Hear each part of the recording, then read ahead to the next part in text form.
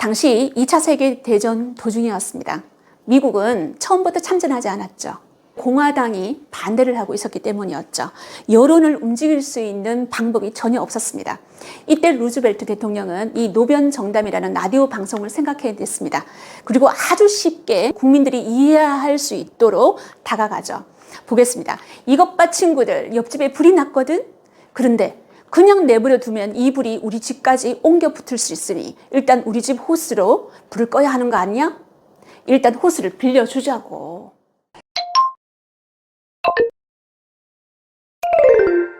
위기의 순간 더욱 빛났던 대통령 루스벨트 리더십입니다. 미국 역사에는 두 명의 루스벨트가 있습니다.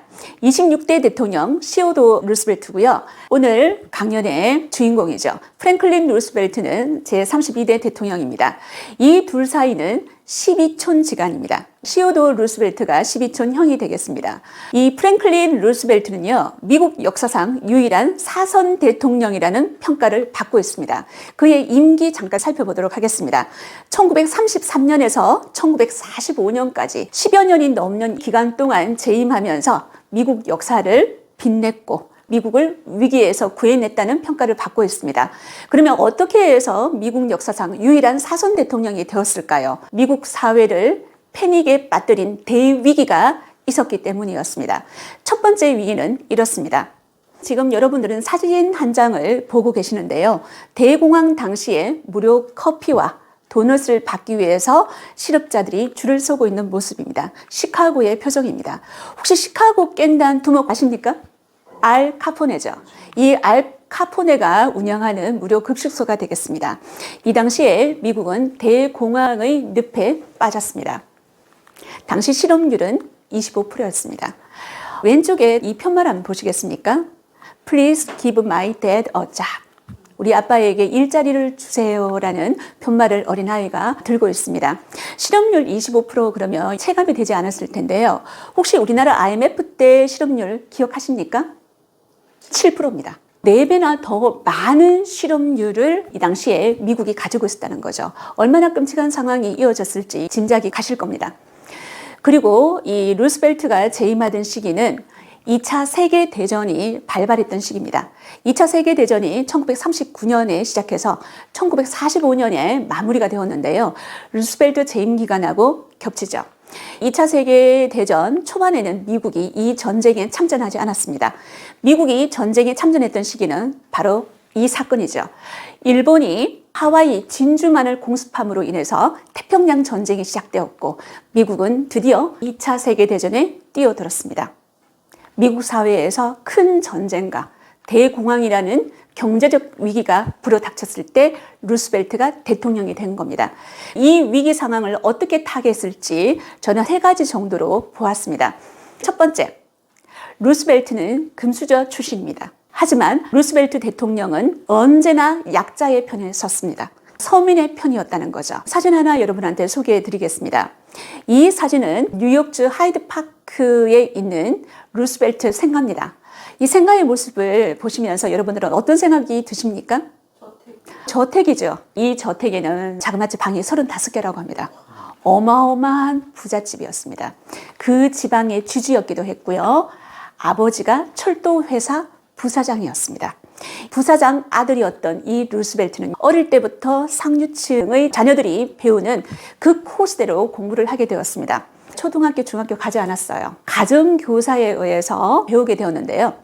어머니 나이가 54살이었습니다. 외동아들로 태어났습니다. 얼마나 애지중지 키웠을까요? 그의 어머니 이름이 사라였습니다. 이 사라는 아들 교육을 위해서 가정교사를 불려들였습니다. 그리고 어린 시절부터 유럽 여행을 통해서 여러 가지 어학 교육이라든지 견문을 넓히게 했었죠. 루스벨트는 나중에 커서 이런 말을 했습니다. 내 인생에서 유일하게 무서운 사람은 어머니였다. 자식의 교육과 일상생활까지 어머니 사라가 통제했다는 겁니다. 어릴 때 그렇게 견문을 넓히면서 해외여행도 많이 다녔고요. 영어뿐만이 아니라 독일어, 프랑스어까지 습득했던 인물이 루스벨트 대통령이었습니다. 보통 상류층 자녀들은 어떤 스포츠를 즐길까요? 승마도 즐기고요. 또요, 골프도 했습니다. 그리고 조정 경기도 했었고요. 사냥도 배웠던 인물이 루스벨트였습니다. 이런 엘리트 코스를 밟아서 콜롬비아 로스쿨을 졸업하고 난 다음에 뉴욕주 대형 로펌에서 변호사가 되었죠. 그리고 결혼을 합니다. 그의 상대는 시어도 루스벨트 대통령의 조카딸이 되겠습니다. 엘리노와 결혼했는데요. 이 엘리노와 결혼하고 난 다음에 두 자녀를 낳았습니다. 좋은 집안에서 태어나서 좋은 가정교육을 받고 좋은 집안의 배우자와 결혼했던 루스벨트 금수저 맞습니까? 이런 금수저 출신의 루스벨트가 대통령이 되었습니다. 보통 금수저 집안에서 태어났으면 대통령이 되면 있는 자들을 위해서 정치를 하거나 정책을 펴는 일이 많을 건데요. 이 루스벨트는 약자의 편에서 새로운 판을 짰습니다. 그게 바로 뉴딜이라는 겁니다. 그러면 이 뉴딜이 뭔지 잠시 설명해 드리고 가도록 하겠습니다. 혹시 포커 게임 좋아하십니까? 이 포커 게임의 용어가 뉴딜입니다. 카드를 다시 돌리다라는 뜻입니다. 판을 새로 짜는 거죠. 새 판을 짜는 게 뉴딜이라고 생각하시면 될 것 같습니다. 저는 이렇게 뉴딜을 표현하고 싶습니다. 경제 패러다임의 거대한 전환이다. 이전에 미국의 경제 정책은 자유방임주의였습니다. 하지만 이 뉴딜 정책 이유는 국가가 경제에 개입하는 수정자본주의가 되겠습니다. 저는 수정자본주의를 인간의 모습을 한 자본주의라고 표현을 하고 싶은데요. 그 인간의 모습을 하고 있는 자본주의를 루스벨트가 만들었습니다. 자, 미국 사회를 바꾼 뉴딜의 키워드 3R이라고 제가 이렇게 표시를 해봤는데요. 첫 번째, 구제, 그리고 재건, 세 번째가 개혁입니다. 우리가 보통 뉴딜 정책이라 하면 대규모 토목이나 토건 정책 그리고 일자리를 제공하는 정책을 일컫는데요. 그것은 구제와 재건이 되겠습니다. 하지만 진정 미국 사회를 바꾼 것은 세 번째, 개혁이 되겠습니다. 뉴딜의 핵심은 토목 토건이 아니라 사회 정책이라는 거죠. 이 루스벨트의 이런 뉴딜의 정신을 담고 있는 표현이 있습니다. 사회 발전의 기준은 부유한 사람들을 더욱 부유하게 하는 것이 아니라 가난한 사람들을 부자로 만드는 것이다. 이런 생각하에 이 루스벨트 대통령은 그의 재임 시절에 전국노동관계법에 서명을 하게 되는데요. 이 법안을 통과시킵니다. 와그너법과 사회보장법이죠. 여러분 혹시 단결권, 단체교섭권, 노동상권 이런 말 들어보셨습니까? 미국 헌법에서 이때 처음으로 만들어졌습니다. 그리고 미국에서 실업보험이라든지 노인연금과 같은 사회보장법도 이때 만들어졌다고 생각하시면 될 것 같습니다. 노동자들의 권익을 보호하고 미국의 사회복지 체계를 만든 법이라고 말씀드릴 수가 있겠습니다. 사회적 약자에게 최소한의 안전망과 울타리를 제공한 뉴딜. 이 뉴딜에 대한 평가는 굉장히 상이합니다. 여러분들은 이 뉴딜은 성공한 정책이라고 생각하십니까? 아니면 성공하지 못한 정책이라고 생각하십니까? 루스벨트 재임 초기에는 연평균 경제 성장률이 9.6%를 찍었습니다. 실업률은 14%로 쭉 떨어졌죠. 그리고 1938년 이후에는 산업 생산이 20% 감소되었습니다. 다시 대공황의 징후가 나타나기 시작했다는 거죠. 실업률도 19%로 잠시 치솟았습니다. 그래서 많은 이들이 경제공황의 늪에서 미국을 구한 건 2차 세계대전이라고 얘기를 합니다. 이 2차 세계대전 때 미국은 압도적인 물량을 쏟아부었거든요. 여러분 혹시 이 영화 보신 적 있습니까? 아무도 못 봤을 겁니다. 자본주의 러브스토리라는 영화인데요. 월스트리트로 상징되는 미국 금융 자본주의를 비판한 영화입니다. 이 영화를 제작했던 인물이 바로 미국의 다큐멘터리 감독 마이클 무어 감독입니다. 마이클 무어는 이런 말을 했습니다. 미국이 회복해야 할 진정한 이상향, 루스벨트 시대다. 이 루스벨트 시대가 공공성을 강화했기 때문에 우리는 이 루스벨트 시대를 이상향이라고 부르고 싶다라고 했던 인물이 무어 감독이었습니다. 국가란 왜 존재하는가에 대한 물음에 해답을 보여준 루스벨트 정부. 여러분, 루스벨트는 민주당 출신의 대통령입니다. 이 루스벨트 이전에는 민주당 출신 대통령이 딱 2명밖에 없습니다. 첫 번째가 클리블랜드 대통령이고요. 두 번째가 우리가 민족 자결주의로 잘 알고 있는 윌슨 대통령입니다. 이 루스벨트 시대는 미국 정치 지형을 바꿔 놓았습니다. 오른쪽에 민주당 지지층을 제가 분석해 보았는데요. 중산층, 빈민, 흑인, 노동자, 이민자, 여성, 청년들입니다. 그런데 오른쪽에 보면은 흑인이 있죠. 여러분, 흑인 노예 해방령 누가 내렸습니까? 링컨 대통령이 내렸죠. 링컨이 소속되어 있는 당이 공화당입니다. 그러면 그때부터 이 공화당의 주 지지층은 흑인이어야 되거든요. 이 흑인이 루스벨트 뉴딜 정책 이후로 민주당 지지층으로 돌아섰다는 거죠. 이게 공화당한테는 뼈아픕니다. 지금 미국의 대통령 누굽니까? 바이든 대통령이죠. 바이든이 소속된 정당 민주당입니다. 아직까지 이 민주당은 미국 국민들의 사랑을 받고 있다는 거죠. 두 번째, 제가 이 루스벨트 대통령은 위기 속에서 더욱 빛난다고 얘기를 했는데요. 그 이유 중에 하나가 절망 속에서 국민들에게 희망을 보여주었기 때문이죠. 미국 ABC라는 방송국이 있습니다. 이 방송국에서 1915년 성공한 정치인의 필수 자질 설문조사를 했습니다. 그때 미국 국민들은 어떤 자질을 성공한 정치인의 필수 자질로 꼽았을까요? 정책, 인물, 도덕성, 이겁니다. 유머입니다. 유머가 뛰어난 리더가 성공한 정치인이다 라고 평가를 했다는 거죠. 미국 사회에서 가장 유머가 뛰어난 대통령 3명을 꼽으라면 첫 번째, 링컨 대통령입니다. 두 번째, 레이건 대통령이고요. 세 번째가 루스벨트 대통령입니다. 이 루스벨트 대통령은 평상시에도 굉장히 웃고 다녔다고 합니다.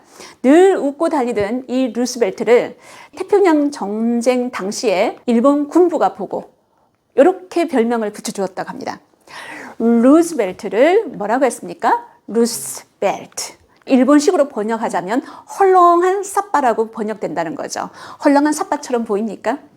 이 헐렁한 점이 미국 사회를 위기에서 구해냈습니다. 그러면 얼마만큼 루스벨트가 헐렁한 유머를 많이 선보였는지 제가 몇 가지 사례를 들려드리겠습니다. 해군 차관보 시절의 루스벨트입니다. 이 해군 차관보 시절에 친구가 찾아왔습니다. 이때 친구가 루스벨트에게 이렇게 물었습니다. 지금 어떤 섬에서 해군의 비밀 프로젝트가 진행된다고 하는데 자네 알고 있는가? 루스벨트, 자네 비밀 지킬 수 있겠나? 친구가 이렇게 말을 했죠. 물론이지. 그래서 루스벨트가 그렇다면 나도 그럴 수 있다네 라고 대답을 했습니다. 자, 지금 웃고 계시는 분이 몇 분 있죠? 미국식 유머에 정통하다는 겁니다. 또 하나 소개해 드릴 사례는 송미령과 있었던 일입니다. 송미령은 장개석 총통의 부인이죠. 송미령이 백악관을 방문했습니다. 그때가 2차 세계대전 중이었는데요. 굉장히 심각한 이야기가 많이 오고 갔겠죠. 이때 송미령이 이야기를 끝내고 난 다음에 일어섰습니다. 그리고 앉아있는 루스벨트에게 이렇게 말을 했습니다. 일어나지 말고 그냥 앉아 계세요. 이러니까 루스벨트가 일어나고 싶어도 못 일어납니다. 이렇게 말을 했다는 거죠. 왜 이런 말을 했을까요? 당시 루스벨트 대통령은 후천성 소아마비 진단을 받아서 정말 일어나고 싶어도 못 일어나는 상태였습니다. 휠체어에 앉아 있었거든요. 송미령이 모르고 이런 말을 했다는 거죠. 이런 조크로 인해서 이 백악관의 분위기가 굉장히 밝아졌다고 하죠. 재임 시절 단 한 번도 초조해하거나 낙담한 모습을 보이지 않았던 대통령이 루스벨트였습니다. 여러분, 이렇게 낙담을 한 번도 하지 않으니까 신문 기자가 이런 질문을 던졌습니다. 걱정이 있거나 마음이 초조할 때 어떻게 마음을 가라앉히십니까? 이랬더니 루스벨트가 휘파람을 붑니다 라고 하죠. 신문 기자가 대통령님의 휘파람을 아무도 들었던 사람이 없던데요? 당연하죠. 아직 휘파람을 불어본 적이 없으니까요. 여러분, 이렇듯 대통령 루스벨트는 늘 웃고 국민들한테 희망을 주었고 걱정이 있거나 마음이 초조한 적이 없었습니다. 왜냐하면 위기를 극복할 수 있다는 자신감이 그에게 있었기 때문이죠. 이렇게 초유의 위기 속에서도 유머를 잃지 않고 국민의 공감대를 얻어낸 대통령이 루스벨트였습니다. 이 루스벨트 리더십이 굉장히 유명했던 이유가 바로 노변정담이라는 라디오 프로그램 때문이었습니다.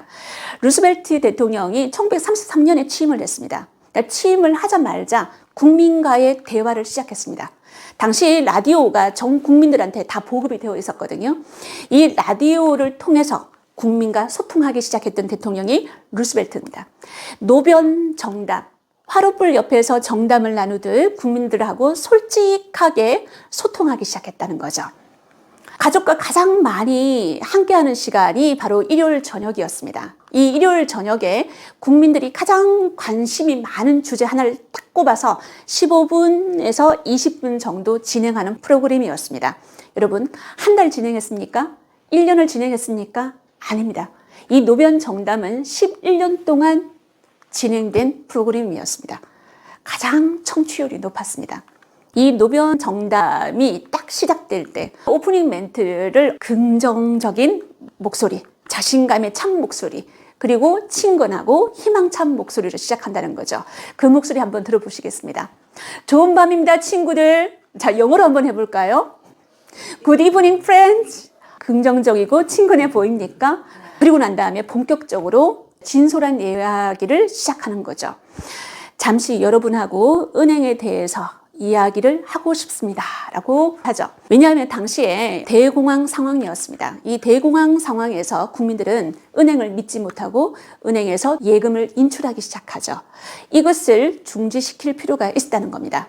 그래서 이 루스벨트 대통령은 당시 상황을 솔직하게 국민들에게 이야기합니다. 그리고 국민들을 설득하기 시작하죠.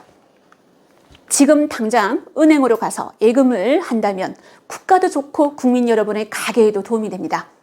무엇보다 은행은 돈을 집에 보관하는 것보다 훨씬 안전합니다. 대통령이 보장하는 은행, 예금할까요, 안 할까요? 예금해야 되죠. 그렇습니다. 은행 파산을 멈추게 했던 루스벨트의 라디오 방송이었습니다. 그리고 당시 2차 세계대전 도중이었습니다.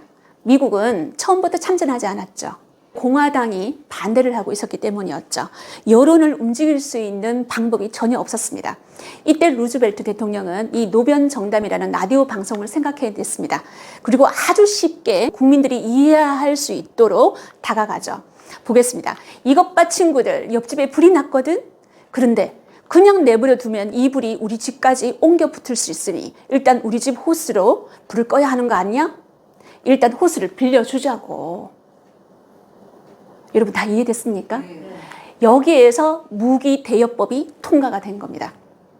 유럽에서 지금 전쟁을 벌이고 있는 연합국에게 미국의 무기를 대여해 주었다는 거죠. 무기 대여법부터 시작하고 미국이 태평양 전쟁에 참전하게 된 겁니다. 참전의 불가피성을 아주 쉽게 국민들한테 설명을 했다는 거죠. 보통 참전하자 그러면 어떤 용어부터 사용합니까? 징집령. 이런 무시무시한 단어부터 사용하죠. 국민들한테 공포와 두려움을 심어줄 수 있을 겁니다. 하지만 옆집에 불이 났는데 우리 집한테 옮겨 붙을 수 있으니 우선 호스를 빌려주자. 얼마나 쉬운 용어입니까? 이렇게 해서 국민들이 루스벨트에게 점점 동화되기 시작했다는 거죠. 그를 더욱더 따르고 좋아하게 되었다는 겁니다. 이 노변 정담은 쌍방향 소통 방송이었습니다. 루스벨트 대통령은 이 노변 정담 말미에 이렇게 멘트를 날리죠. 여러분의 어려움에 대해 저에게 얘기해 주십시오. 그러면 당시 청취를 하고 있던 국민들은 40만여 통의 엽서와 편지를 백악관으로 보내기 시작합니다. 그러면 참모진들이 이 엽서와 편지를 다 분석하기 시작하죠. 그리고 국민들한테 정말 도움이 될 수 있도록 모든 공무원들이 일사불란하게 일을 처리한다는 겁니다. 지금 여러분들은 이 루스벨트의 라디오 방송을 시청하고 있는 미국 가정의 모습을 보고 있습니다. 당시 이 노변 정담을 청취했던 청취자 수가 5,400만 명이었습니다. 성인들 거의 대부분이 이 방송을 듣고 있다고 생각하시면 될 것 같습니다. 대공황과 2차 세계대전 이런 초유의 힘든 시기를 겪고 있던 미국민들에게 이 노변 정담은 희망의 발전소가 되었습니다. 국민에게 있는 그대로 쉬운 말로 이해하기 쉽게 그리고 정직하고 명확하게 털어놓고 설명하는 커뮤니케이션의 대가가 루스벨트 대통령이었다는 거죠. 1943년 봄 전쟁 중이었습니다. 이 당시에 광산 파업이 발생을 했었죠. 그러면 커뮤니케이션의 대가 루스벨트는 이 광산 파업을 어떻게 해결했을까요? 이 노변 정담을 통해서 광산 파업자들과 이야기를 나눕니다. 그들에게 호소문을 보내게 되죠. 그 호소문 일부를 여러분한테 들려드리도록 하겠습니다. 우리는 전쟁 중에 있습니다, 여러분. 여러분의 아들은 전쟁터에서 싸우고 여러분은 생산 라인에서 전쟁을 하고 있습니다. 여기에서 작은 실패가 전쟁터에서의 큰 희생, 그리고 큰 패배로 이어질 수 있습니다. 내일은 광산 위로 성조기가 휘날릴 것입니다. 그리고 나는 모든 광부들이 그 깃발 아래서 일하고 있기를 희망합니다. 파업 중인 미국 광산 노동자에게 보내는 루스벨트였습니다. 여러분, 이 호소문에서 파업을 하고 있는 광산 노동자에 대한 어떤 비난도 없다는 거죠. 그들의 아픔에 공감을 했습니다. 그리고 광산 노동자들에게 지금 전쟁 중이라는 이 현실을 직시하게 만들었습니다. 그리고 간곡하게 호소를 했습니다. 이 호소문을 들은 광산 노동자들은 파업을 멈추게 되었다는 거죠. 앤드류 잭슨 대통령이죠. 민주당 출신의 7대 대통령입니다. 어떻게 루스벨트는 특유의 커뮤니케이션 능력을 발휘했을까요? 앤드류 잭슨 대통령이 세상을 떠났습니다. 앤드류 잭슨 대통령은 천당에 갈까요? 그 대답은 본인이 원한다면입니다. 미국은 불황에서 빠져나올까요? 여러분의 대답은 무엇입니까? 그렇습니다. 잘하시는데요. 국민이 원한다면 그렇게 될 것입니다. 이 모든 내용들이 루스벨트의 어록입니다. 얼마나 쉽습니까? 여러분, 이 말 속에서 루스벨트가 국민들한테 바라는 게 뭘까요? 대공황, 이 불황을 극복하기 위해서는 국민들의 자발적인 의지, 그리고 자발적인 행동이 필요하다는 거죠. 자발적인 의지와 행동이라는 그 단어를 강조하기 전에 이렇게 쉽게 풀어서 국민들한테 이해를 구하고 설명을 했다는 거죠. 우리가 원한다면 이 불황, 이 위기를 극복할 수 있다는 겁니다. 세 번째, 루스벨트의 빛나는 리더십은 불굴의 도전 정신을 보여준 인간 승리자였기 때문이죠. 루스벨트는 나는 7번 넘어지고 다시 8번 일어섰다.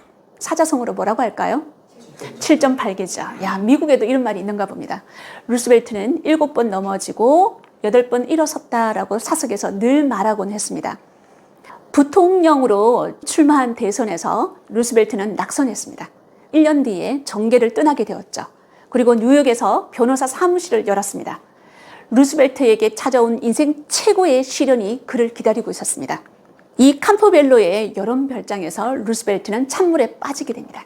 찬물에 빠진 뒤 소아마비 진단을 받게 되는데요. 지금 의학계에서는 루스벨트가 후천성 소아마비가 아니라 급성 감염성 다발신경염이 아닐까라고 추정을 하고 있습니다. 길랑발해 증후군이라고 하는데요. 말초신경계가 손상이 되어서 근무력이 진행되는 것을 길랑발해 증후군이라고 합니다. 이 증후군으로 인해서 루스벨트는 절망에 빠진 채 방에서만 지내게 됩니다. 그렇지 않겠습니까? 엘리트 코스로 자라났습니다. 그리고 부통령까지 출마할 정도로 정계에서 이름 꽤나 날렸던 인물이 루스벨트였습니다. 그런데 더 이상 두 다리를 사용할 수 없었습니다.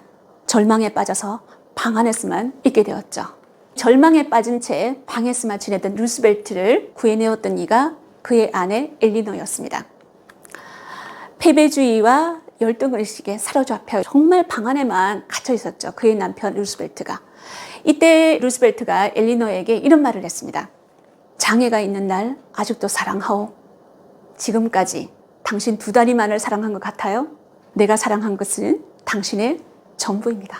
이야, 미국에서 가장 존경받는 루스벨트의 영부인 엘리노였습니다.